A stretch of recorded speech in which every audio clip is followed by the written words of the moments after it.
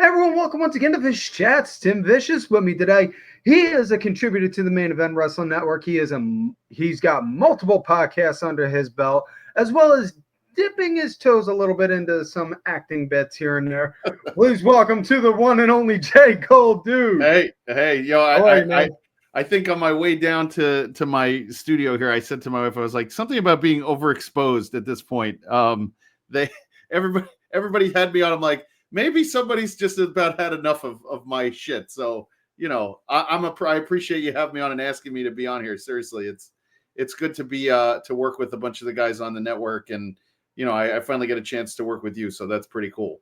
Oh yeah, man. I told Kyle when I first started doing this. You give me enough time, I'm gonna get everyone from the network on this show at some point or another. It's just a matter of when, not if.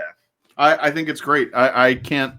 I've been very excited about working just alongside of everybody. Like we at Indie Wrestling Guide, we have these ideas. We get a little momentum, and we're feeling really good about ourselves.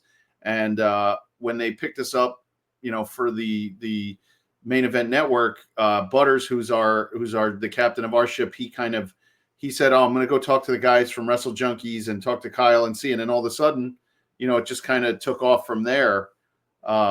And I like this medium probably the best. I like the camera. I like the just like the whole presentation, and we're trying to upgrade ours, I guess, on YouTube. So I think this is more as far as podcasts go. I think value when you get to see people, you kind of connect better, when you see people doing it. So yeah, I think it's a great idea, and I'm glad you asked me. Yeah, man, and I'm glad you brought that up because I was gonna actually ask you on how you got brought into the network because I'm always interested in hearing everyone's like a little bit of a origin story on how they got brought in. Well, do you know Will from Gorilla Press Apparel? Not I haven't had a chance to have a one-on-one with him. So if you ever get a chance to speak with him on Twitter or anything, so I met Will at the AIW shows in Cleveland. My brother and I go from New York to Ohio this year it's been a little bit less, but about 4 to 5 times a year, and we go to AIW shows and we hang out with the guys. And what part of New York you in? Long Island. Oh, okay. I was just wondering because I'm in Erie and Buffalo is like not that far from me, so that's why I was wondering. No, I'm in Long Island, and we take that drive. I mean, Buffalo to Cleveland's about 3 hours, right? 3.5. It's not horrible. Ours is about 6 to 7.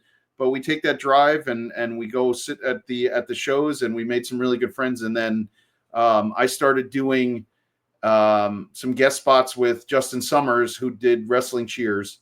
And then he kind of taught me how to work with the guys. And then we did during the pandemic, we did this show.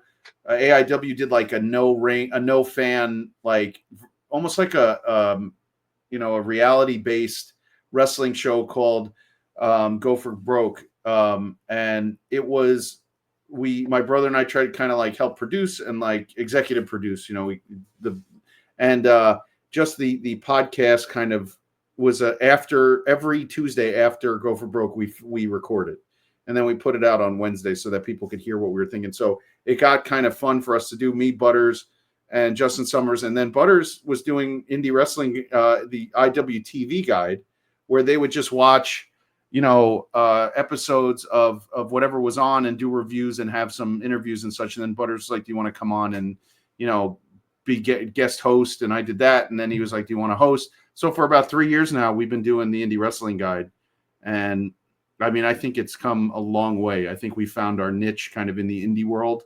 It's a lot of interviews now. We are trying to kind of expand the shows that we watch, but the interviews have been kind of what have put us into where we want to be. So it's been fun. I mean, I didn't think I'd ever get involved in it, but since all of a sudden we found this, and Butters was talking to Will over at Gorilla Press. He's like, "You should meet the Junkies." He met the Junkies at an AIW show. They started talking, and bam, there we go. That's awesome, man. That's awesome.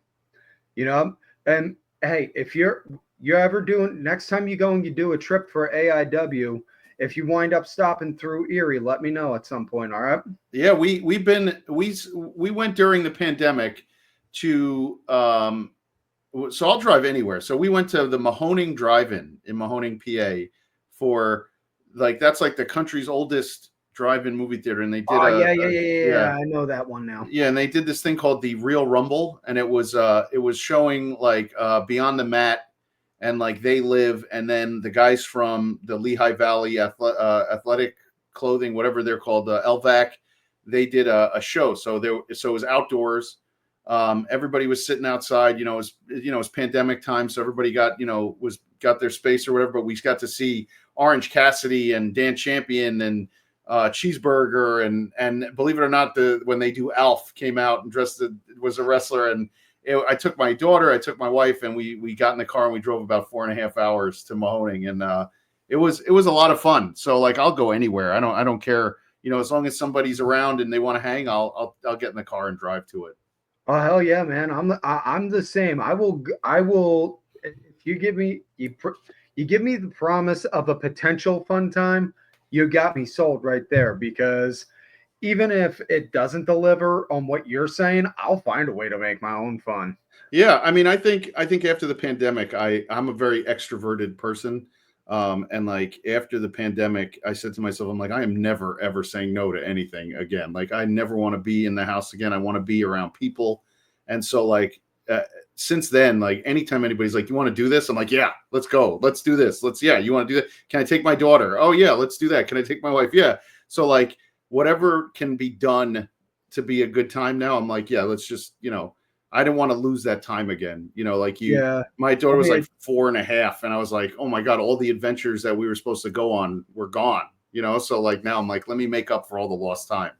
Yeah, my son, he still talks about it because every year for Father's Day, we always go to the zoo because I'm a big zoo guy. I'm a big zoo enthusiast. I grew up in Philadelphia, and I don't know if you ever saw the Philadelphia Zoo. I went to school in Delaware. I was there all the time. Oh, so you know what I'm talking about. Yeah. With the Philly Zoo. So yeah, I'm a zoo enthusiast. And that 1 year from lockdown, or as he put it, when everything went to crap, and we couldn't go and do it, it's like a permanent black eye for him. He's like, yeah, I can't wait for Father's Day because then we're going to go to the zoo and then we can go to Dairy Queen after because it's right around the corner. But man, it sucked that 1 year when everything went to crap and we couldn't go. Yeah, they remember. As much as everybody's like, no, the kids are resilient. They still don't forget. Like they're losing. Oh no, no. Yeah, and I think that's why I started taking my daughter, and that was just one of the things, like to all the wrestling matches. She's been to like 50 shows in the last like 3 years. So like once I was able to like start doing it again, it was like full bore. I'm gonna get to everything, and we're gonna travel. And speaking of zoos, during April, I'm going down to see my mother in Florida. We're going to the Miami Zoo. Oh, nice. Yeah, I've never been there. I've never even been to Miami, so it'll be the first time I ever go down there and see. So we'll see what's going on.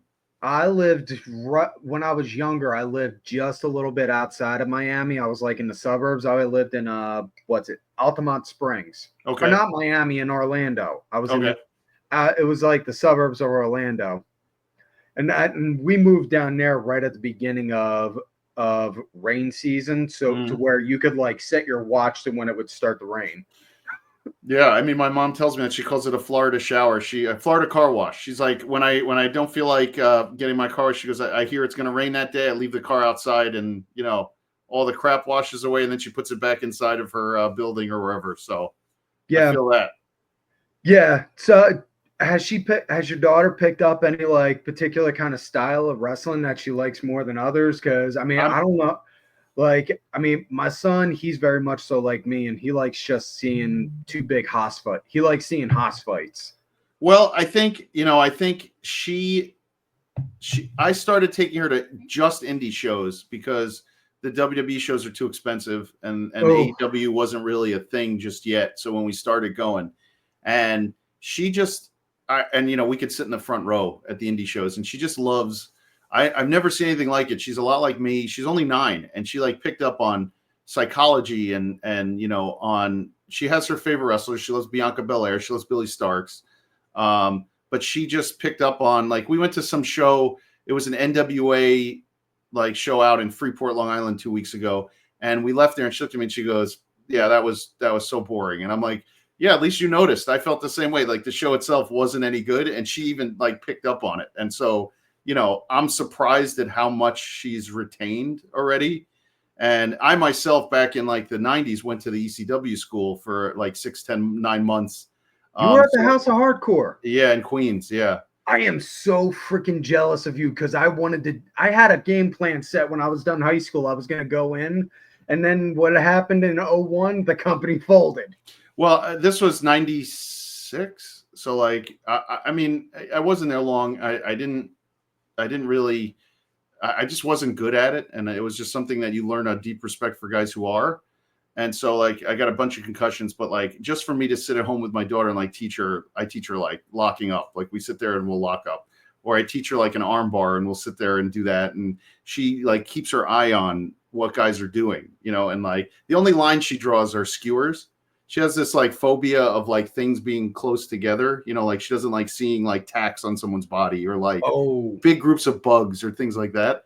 So, she didn't see that Cope Mox match. Oh, we watched it this morning. Yeah, we watched it this morning. Yeah, man. she did. She hated it. Oh, she hated it. She thinks landed on the nails. Yeah, she goes, "Why did he do that?" And I'm like, you know what? I don't know.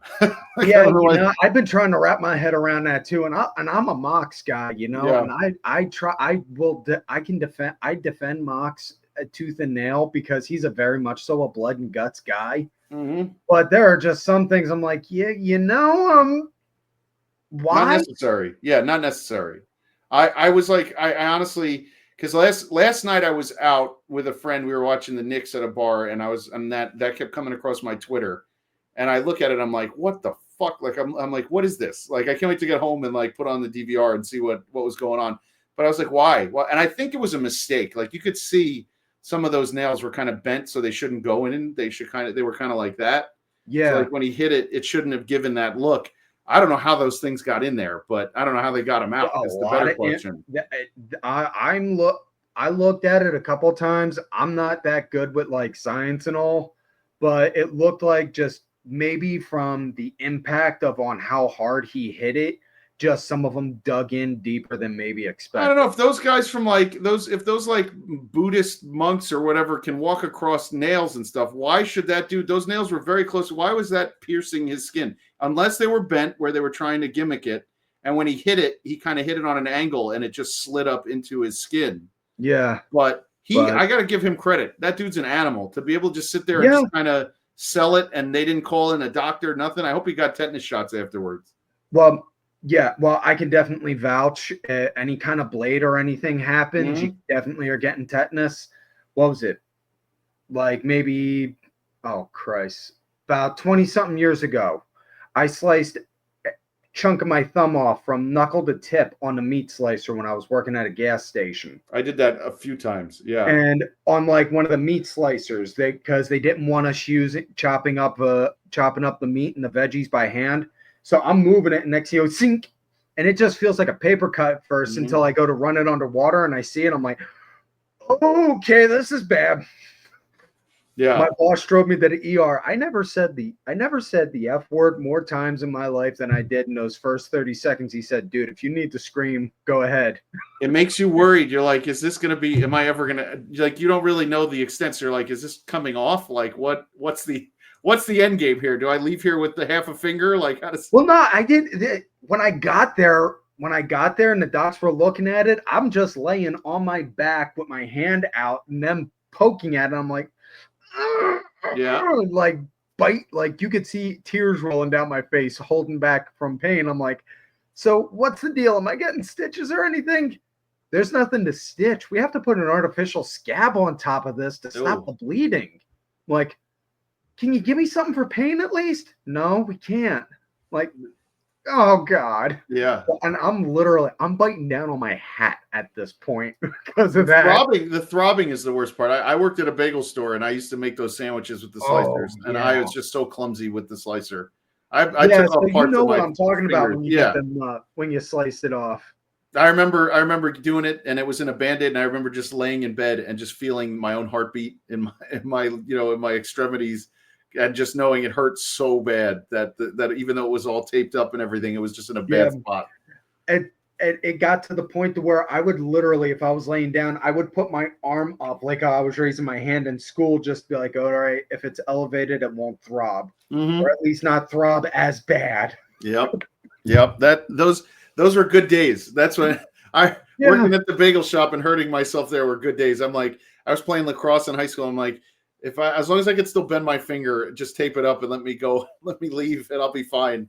But yeah, I think it's different now. Yeah, and the funny part was when that happened, I was doing backyard stuff at the time, hence where the name Tim Vicious came from. But I was supposed to do a match like a couple weeks later, and I'm like, guys, no, listen, I got to be on the shelf for it. Give me at least a month. Just give me at least a month, so that way I can at least let this heal up some, so I learn on how to work around it.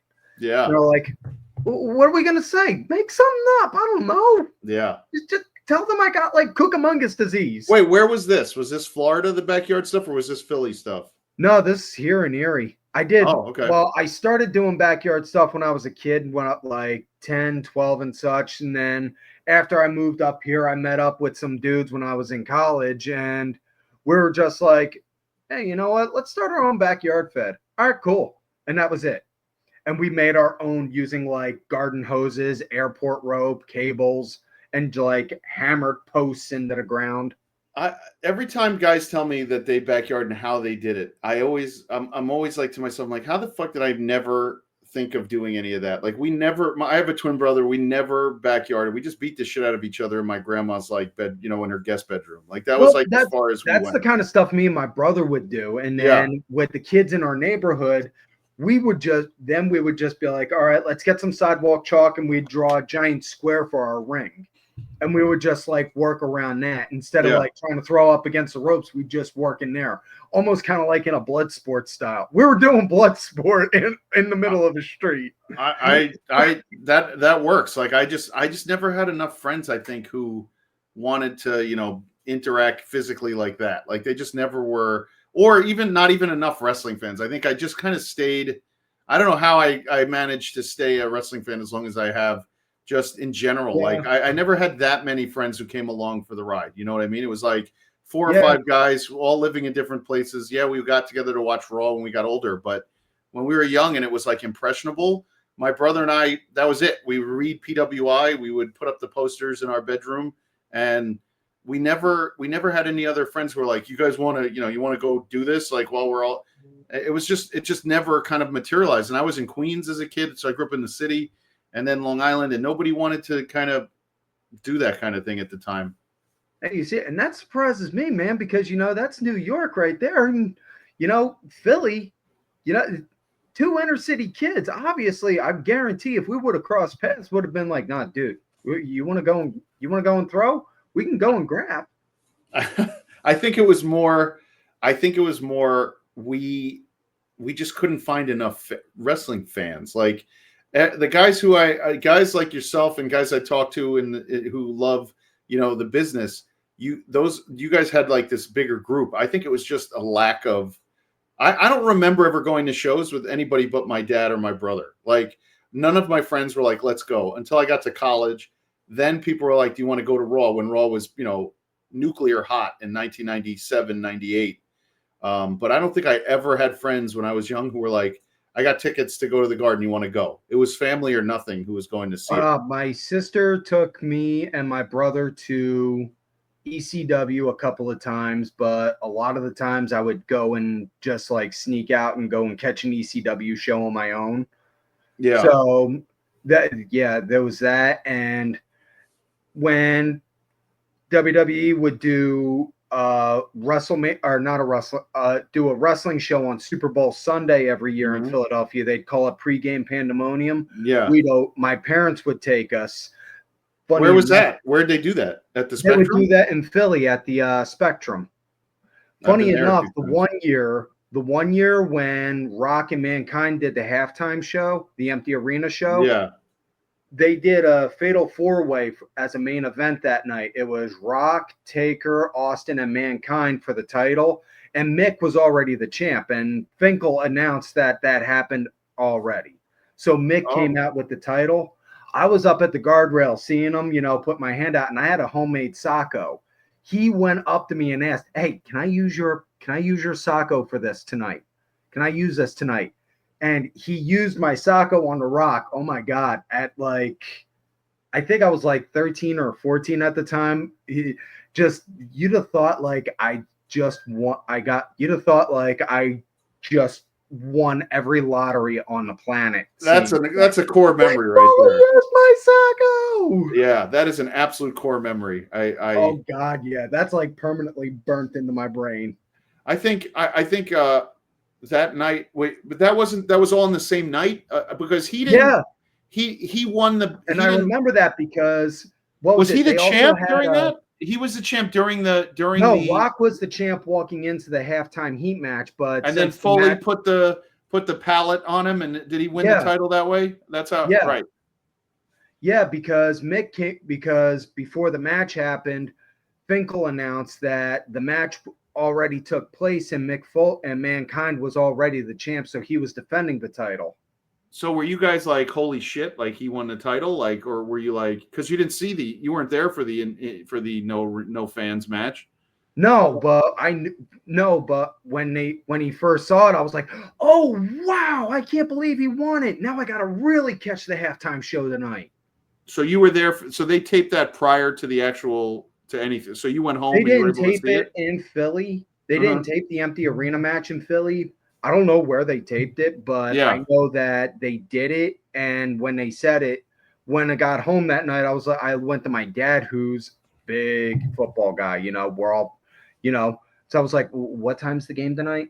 It's at this time. Okay, so around what time would the halftime show be? Because I want to catch the halftime heat match. He was like, it should be around this and this time. Okay, cool. I'm a little older than you. I always laugh about that because like that show, I was in my own apartment, like watching, the halftime show. I'm like, this is going to be great. I think they were more innovative they did stuff that I think we take for granted now, like because there's so much access to shows and things. Like the empty arena match, the fact that USA Network and MTV would give them a platform to do all sorts of crazy shit. I think we shit on WWE a lot, and it's well deserved on a lot of the things. But that era, those 90s, like fighting with WWE, forced a creativity that I still think that we don't give it its due, even more than it probably should be.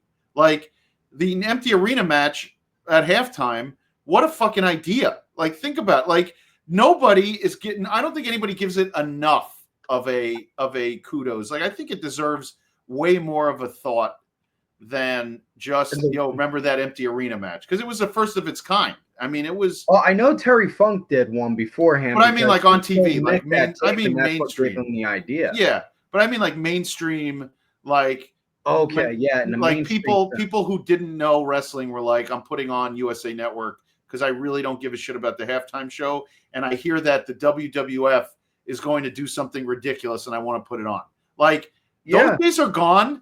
And the amount of things we neglect now just because everything is so close to us is crazy, that I think those are such fond memories that we should be going back to more of, to be honest. And here's the thing also, you think about it. Think about on the ending when Mankind has the skid drop down on the Rock to pin him. They show that almost kind of like in like a cinematic, almost kind of like in a TV show kind of way. Yeah. Not the normal wrestling way, because you see the camera from a top-down perspective looking at Rock like, ah! Yeah. And then you see the camera looking up at the skid coming down, almost like in a movie. Yeah, so and so those small little aspects like that were like small little precursors to where you see cinematic matches. And you say that I'm a huge movie guy. Like I go to movies kind of like I go on all day about movies. I got a book. I got a personal book written with a ton of different movies written down, and the name of it is Movies to Show the Boy. And it's all, and you would think it would be philosophical ones like Schindler's List or A Few Good Men. No, It's got stuff like, I got stuff in there like Die Hard. Escape from New York. You say that like I got in trouble. Like my daughter was 4. Yeah, those are how you do it. My daughter was 4 years old. My wife used to work late some nights, and I'd be home, and we would do like these pizza party nights when she was like between 3 and 4.5, where I would put on an '80s movie. We watched The Neverending Story and Goonies and Labyrinth, and my wife would be like, "Are you sure that that's something you should be showing like a 4-year-old?" And I'm like, "I'm not sure, but if she doesn't get exposed to it now, like she's gonna miss out on what it means to like sit through a movie and like enjoy these kind of movies." Exactly. I showed my son Ghostbusters for the first time when he was like 4 or 5, and my mom was like, "Are you sure that's a good idea to show it to him?" I was about his age when Ghostbusters came out. Trust me, he's good. Well, remember Ghostbusters he was mad because they didn't show enough ghosts in it. Well, remember Ghostbusters, the 80s until like 1990, I want to say like 94, 95, to have only 2 ratings. It was either PG or R. There was no PG-13 in those in the pretty 80s. Much. So like look at all the movies that got PGs and you'll be like, what? That movie was PG? Like the fact that Ghostbusters was PG and like we put it together in a lines like everything was fine until Dickless here turned off the payment and that's all you need. And in the old days it was like the only thing you can't go see is a rated R movie. Why? Because if it was rated R, the world it was gross. Like it was Hellraiser, it was The Exorcist, it was those kind of movies. Everything else was PG. So like you're like, okay. So I showed my daughter, like Labyrinth and with David Bowie's fucking bulge the entire movie, and and I'm like, maybe this isn't, whatever. But she is now exposed to it. So we go to the movies often. So today, of course, before we talked, she had a day off from school, so we went to Dave and Buster's, and then we went to go see that that Snow White remake. Unfortunately, I had to sit through that today, but I will sit through literally just about anything. The other day, I was at Novocaine. Before that, I was at in the Lost Land, that Batista Mila Jovovich movie. Oh my god, that was horrible. And then I saw that movie Flight Risk with Mark Wahlberg, where he's a mob hitman flying a small airplane with an FBI informant. Dude, I have sat through some garbage the last 4 months. And you mentioned the cinematic, and I'm like, holy shit, I've been to a lot of bad movies. But like, I have that A list where you get to see 3 movies a week, and it's 3 movies a week for $22 a month. And so like if it's out, I'll just go, I'll just use the A list and go. So I don't, it pays for itself after the first ticket of the month.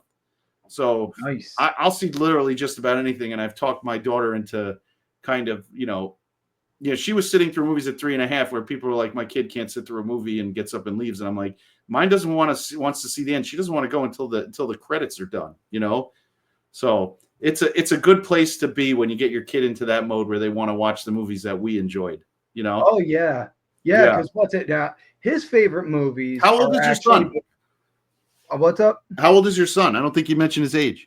He's 15. He's actually he officially said it because the other day was the halfway point. He's now officially 15 and a half. I mean, it's still big. I mean, you're 6 months away from having to get a driver's permit, so you better. Oh yeah, he's already talked about that. Like, what do I got to do to learn on how to drive? Well, you're gonna have to study, and then you got to take the permit test. Then after you get the permit test and you get the permit, then you got to have somebody with a license help teach you how to drive. And then after so much time doing that, then you get to do the driving test. Yeah. But yeah, my son's 2 favorite movies are the 80s remake of The Blob and Predator. That's a great set for a 15-year-old. That's a very nice portfolio right there to have his. Oh yeah, favorites. And it's now where I take him to the gym with me, and when like at any point in time in the middle of it, I'll just go up to him and just do like Arnold. Dylan, you son of a bitch, and he knows what to do right then and there, and we just go and lock horns with the hands. Like, I like that. Who's gonna get first? So is he like you? Is he a movie guy? Is he a zoo aficionado at 15? Like, is he still doing everything that you do? He loves the zoo. He's very much. It's funny because he's like me, but at the same time, he's not, because he likes watching wrestling with me, but he's not diehard in it like I am. Because I've been saying this for forever. Wrestling and punk rock have been the 2 constants that have always been in my life. But his big thing is he loves basketball. And I tell him all the time, dude, that's your groove. Go for it. I'm never going to discourage you. What do you root for in your house? Well, I'm a Philly boy, so obviously I root for the Sixers, even though they're sucking ass this season. Yeah. Come on, guys, get your shit together. But he's a diehard Lakers and OKC fan. Ew. I know. I can't. The Lakers kill me. That'd be like saying I'm a Dallas Cowboys fan. You can't do it. Yeah. Oh no! You cannot get him. No, because he even looked at me the one day. He was like, "Hey, Dad, if the Cowboys played the Giants, who would you want to win?" Neither. But you have to pick one. I want them to go into triple overtime with nothing. That's how I am with the Dolphins and the Bills and the Patriots. My daughter's like, "What if they're playing?" I go, "I hope they all lose at the same time in a fiery wreck, and the building takes it down with them." Like I just can't stand as a Jet fan. I hate them all. Yeah, and listen, I'm a big Phillies and Red Sox fan, so you already know where I stand when it comes to the Mets, let alone the Yankees. That's brutal. That is brutal. Yeah, I'm for Philadelphia. I'm genetically programmed to hate any team from New York. I can't help it. One of my best friends in the world from Philly, I text him all the time and I'll just go, you're a giant piece of shit, right? And he's like, what do you mean? I go, anybody who is from Philadelphia and roots for the Phillies, the Eagles, I'm like, you guys are all garbage. And he's like, oh, thanks. And he'll text me back, thanks a lot. I'm like, nope. I go, you're still garbage. It doesn't matter. Like the Philly fans, when I was in college, we used to go to the Vet. And we'd bring the pledges with us, and we'd go to Mets Philly games, and we would dress up one of the pledges as Mike Schmidt, and the other one as Mike Piazza, and we'd have them chase each other around the Vet, and they both got arrested and was in the jail under the Vet. This was like 1998, and we had to go down there and get them. Jail, I remember that. They wouldn't have gotten arrested if they didn't chuck an entire bottle of vodka onto the field during the game. We were in the upper deck. They just heaved like a handle, of like a Smirnoff plastic bottle onto the field. And in those days, you could sneak all that shit in. And if we didn't have, I wouldn't have believed that was a thing until I went down to get them.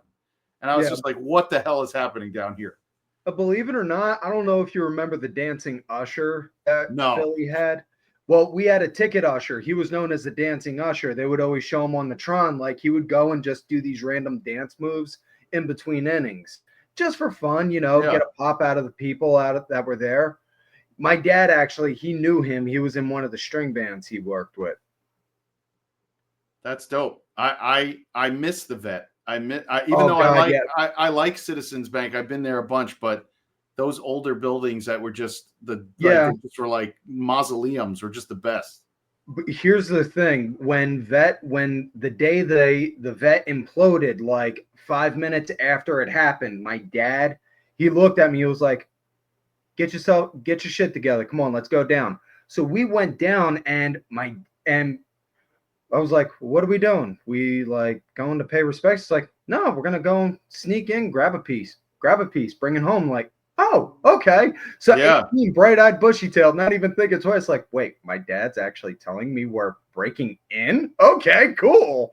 And like people did that at Shea Stadium. We did the same thing. People went down there. They took dirt. They took seats. Whatever was like broken up. They just took it with them. I got pieces of the building still in a Ziploc bag, and my dad actually has a piece of the light fixture of one of the light fixtures. That's cool. That he got from my mom, because my mom, she's a big Phillies fan, and my dad, he's a big Eagles.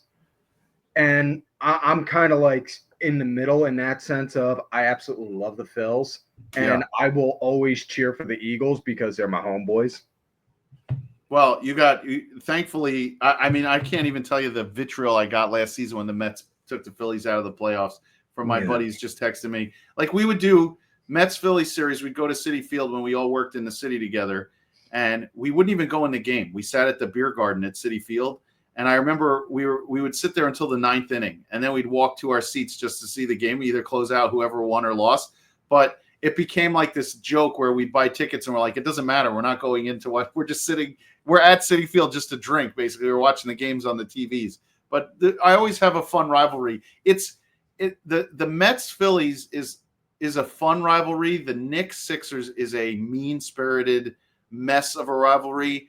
The Eagles Giants is absolutely vile. between the two sides. Like Okay. there might not be a rivalry that is more scary than Giants Eagles, like on those days. You see the look I had on my face when you were talking about on how the Mets beat the Phils, right? I get one thing. Everybody gets one, that's like all Spider-Man. I'm gonna say. You see that Yeah. look I had? Yeah. Yeah. Just if for some reason you guys can't, for some reason we have your number when it comes to baseball, except for that one season when you won the World Series. Otherwise, for some reason the Mets have their number when they go down there. Not even at Citi Field. When the Mets play in Philly, for some reason Pete Alonso plays well. The Mets have had some big moments at Citizens Bank, and I don't really understand it because they don't play very well in Atlanta. They don't play very well in Florida. That like but for some reason in Philly, the Mets get 2 out of 3 more often than not, and it drives people nuts. It drives Philly fans nuts. Oh, don't get me started. All right, so as a baseball guy, I got to ask you this. Yeah. Because I always ask anyone this. Where you stand with Pete Rose? Should he or shouldn't he? He should be. He absolutely should be. He's the best hitter ever. Thank you. Of course. Why shouldn't he be in the Hall of Fame? Like everyone's a piece of shit. Where all of a sudden we're going to say we're judging one dude. Like now he's gone, so all the fun is out of it. Like you guys have fucked him for so long, you know. Like and I have been saying all these years. We all knew he bet. But he never bet on any of his own games. Right, and it doesn't matter. No one could keep up with him. Like, there's not one player, even now, nobody. There was nobody who was a better hitter than Pete Rose, and there is nothing else that needs to be said. You can't just keep going, oh, he gambled so he can't go in the Hall of Fame. Well, show me another person who was better than him, and I'll say, yeah, okay, you're right. Like, there's somebody else. There's nobody, not a better hitter ever than Pete Rose. Nobody. No, not in this age, and this age will never get there because everybody's swinging for home runs, and you're either walk striking out or hitting a home run, and that's it. So yeah, not only that, today's ball players, they don't train and they're not built to work the same way the guys from his era were. Just listen to his. There, he was on like when he was on like Baseball Tonight or Fox Sports when they used to do their baseball pre-show, and he would talk to you about how he would square up and look at a pitcher and see how these pitches are coming through and how he would adjust his hands or the bat.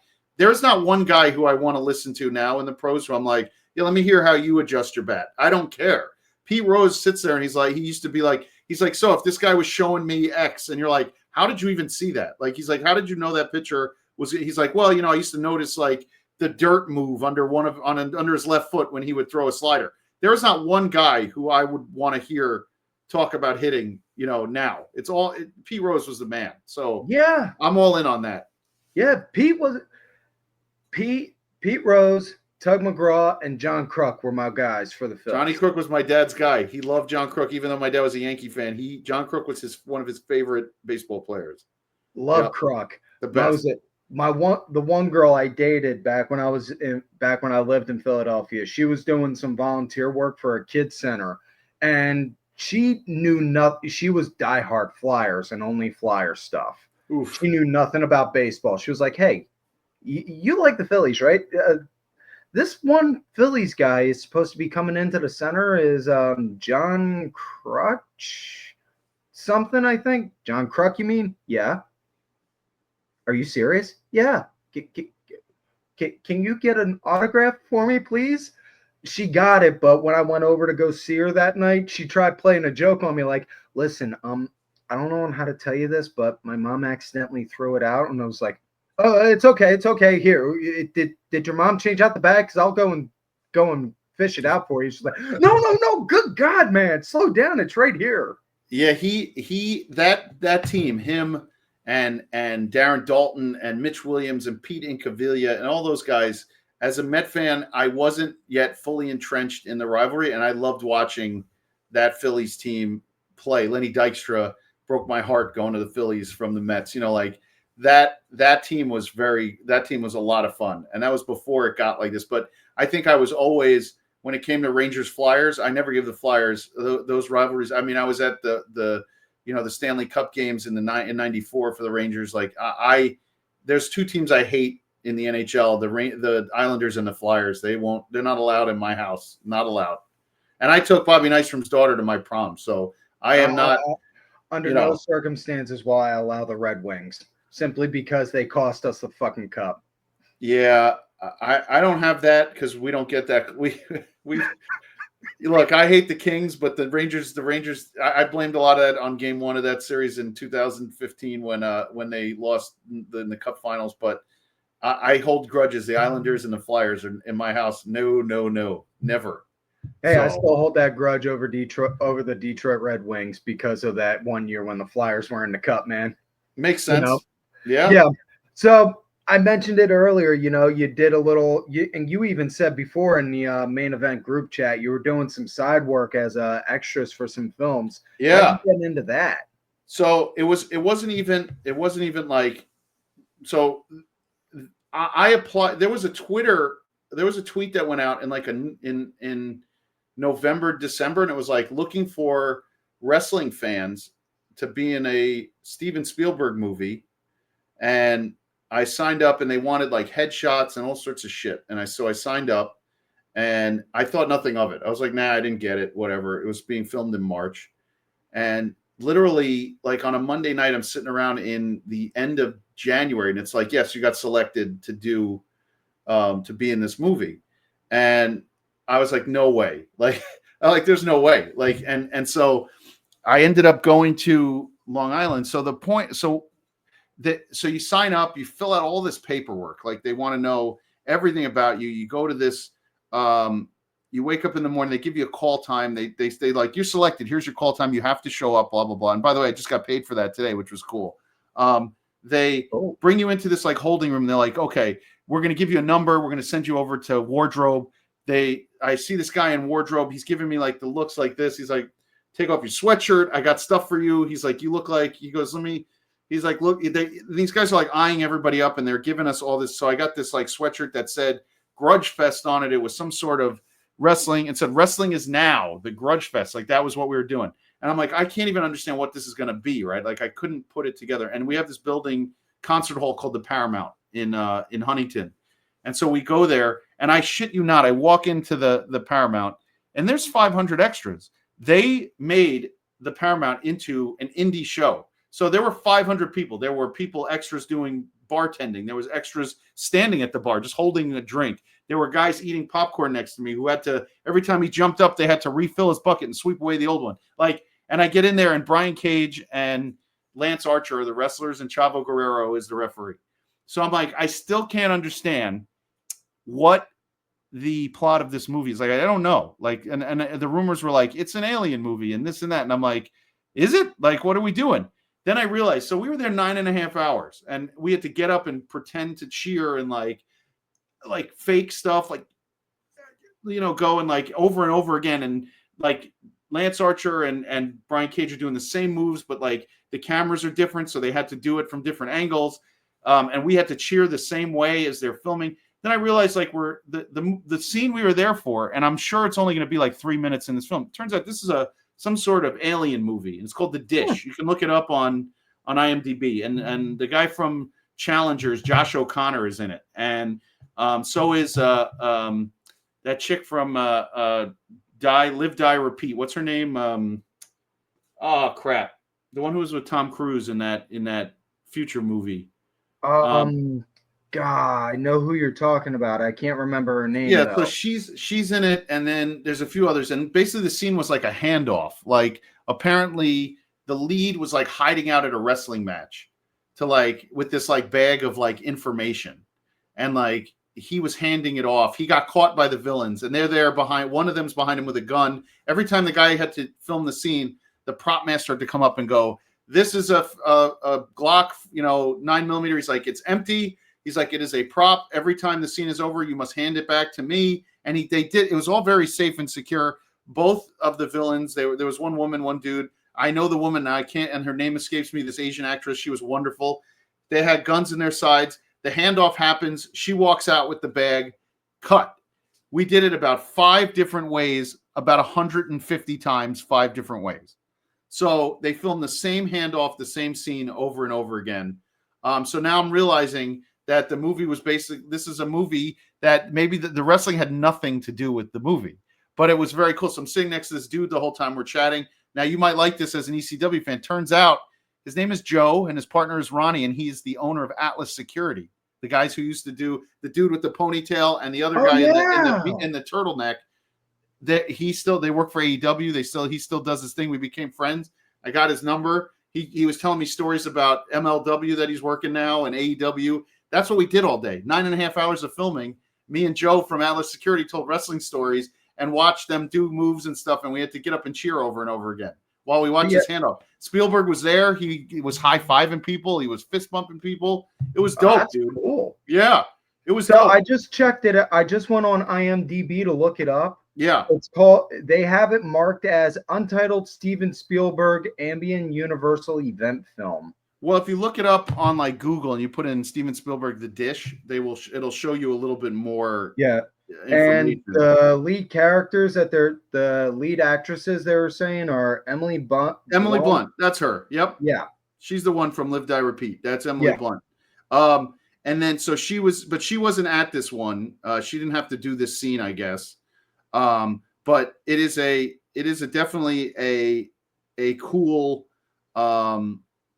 It was a cool opportunity. My wife kind of like pushed me. She's like, "You really should do it." Like it, So I got a chance to do that. And I'll be honest, if I ever get another chance to do like extra work, I was sitting with guys who were like, I do extra work all the time. I'm in Law and Order. I'm in Elsbeth, that they film like all these CBS movies. You know what I mean?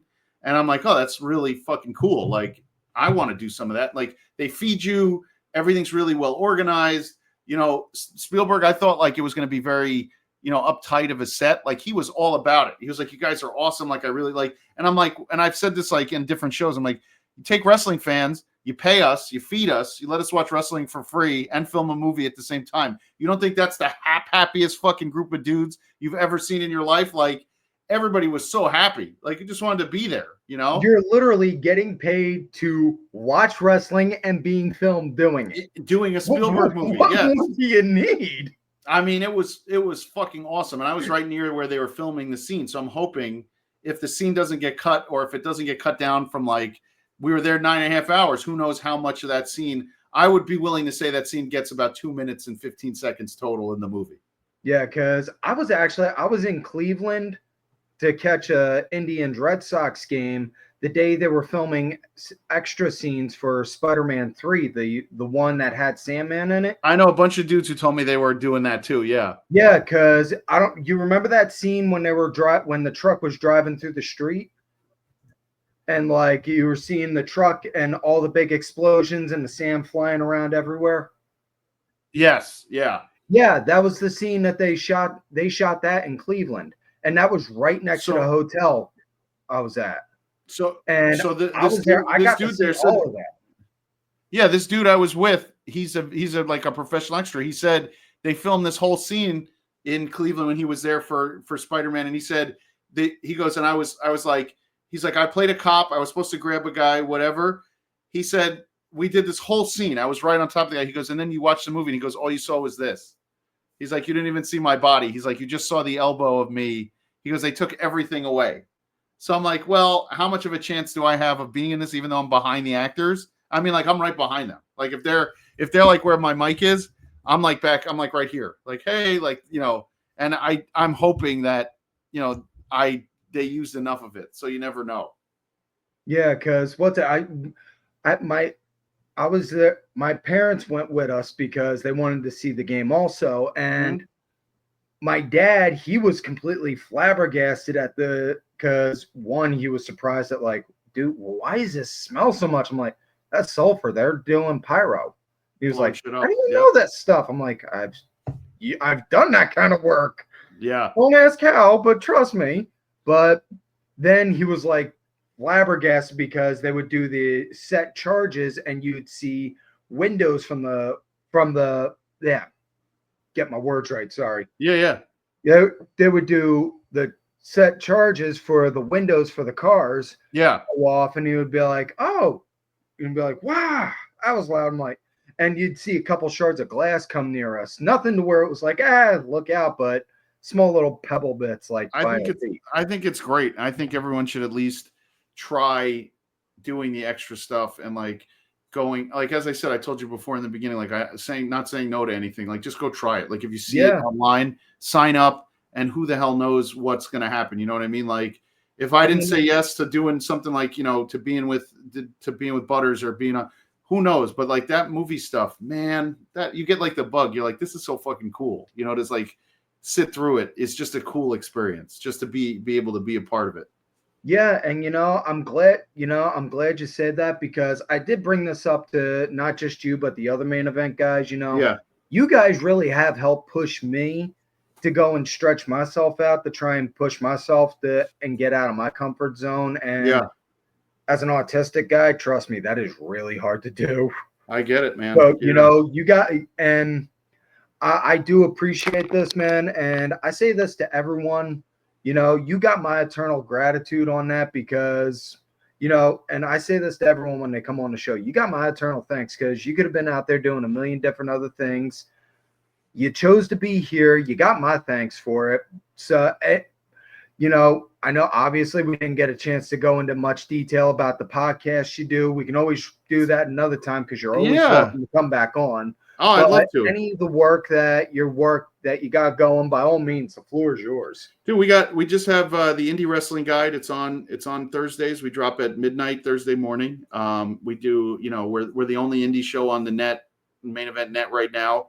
It's me, Charlie Butters, and Jayhawk, and we interview and review indie shows, and we have a good time with that. And then from the brainchild of Mr. OTM, we started NXT Night Shift, and that's Tuesday nights at 10:15, and we do it live. So we're gonna have people, if you want to get on, you can call in, and we're trying to use like a lot of I really want like fan interaction, so to like help us kind of push through, because we don't want to be that like everyday wrestling review show. We want to keep it nice and loose, because 10:15 is late, and I just want people to come on and kind of shoot the shit. So hopefully in the next few weeks we'll have some good guests. I'm going to tap into some of my business friends and see who can help us. And it's just good. It's just fun. I love doing the main event mixers. I love doing stuff like this with you. This is great. And anytime I get to kind of like talk and use this medium, it's just really fun for me. So yeah, that's what I got. Yeah, man, that's awesome. And like I said, thank you again for coming on. Any socials or anything you want to give a plug on? Just jgold12 on Twitter. It's the same on Instagram. I don't really have anything else. I have a Blue Sky, but we haven't really kind of stretched some of the capabilities of it, So that's really it. I use Twitter, X, whatever they call it now, for almost everything when it comes to the wrestling. And then Instagram is where like I just kind of put up stuff, my adventures with my daughter when we go to shows and things like that. So yeah, that's really it. That's awesome, man. Thank you again for coming on. I do appreciate it. Dave, you're the man. I had fun with you. I hope we can do another one of these, because it's a lot more informal. It's the right way to do it. Oh yeah, definitely. We'd probably set one aside. We could probably do a couple aside. One for like movies, one for wrestling, one for all kinds of stuff. You tell me. I'm in. I'm always down to speak. So all right. Well, take care, man. All right, brother. You be well.